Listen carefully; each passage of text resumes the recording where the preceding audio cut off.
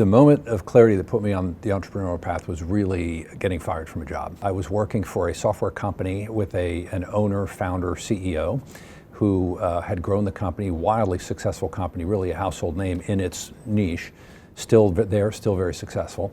And he and I had fundamentally different views about how to run things. And so one day the CFO and the founder came in and said, "Martin, it's just not working and it's time to pack your bags."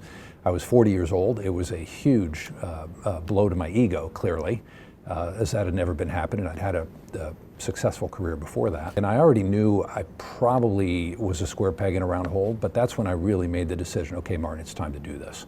And I gave myself really 18 months or 2 years to find the right industry and to start my own thing. And I've been doing that ever since. I created a partnership back in '07 with a couple of partners down in North Carolina. We raised 2 real estate investment funds and we started investing in real estate in 2008, which turned out to be a really good decision.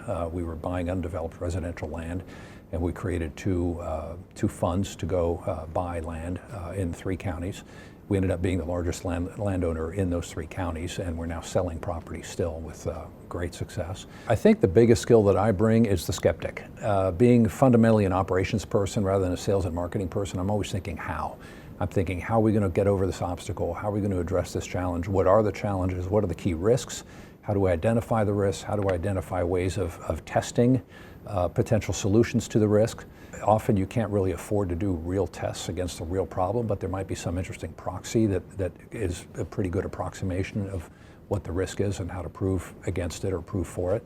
And I'm exceptionally strong, I think, at providing that kind of analytical feedback. I've had the good fortune in my career of having some really great mentors at some of the big companies where I worked, as well as some of the smaller ones. Back in '97, '98, I served on Microsoft's very first advisory council, customer advisory council. And I had a chance to interact with Bill Gates. And I asked Bill what kept him up at night. And he kind of paused for a minute and he looked at me for 10 or 15 seconds and he said, "Martin, I worry that someone's going to do it better." And I think that coming from Bill Gates in '97, '98 is really indicative of something I think we should all remember as we think about our careers, we think about our work, we think about our companies, we think about what we do. Someone's going to do it better, and how do you stay out ahead of that?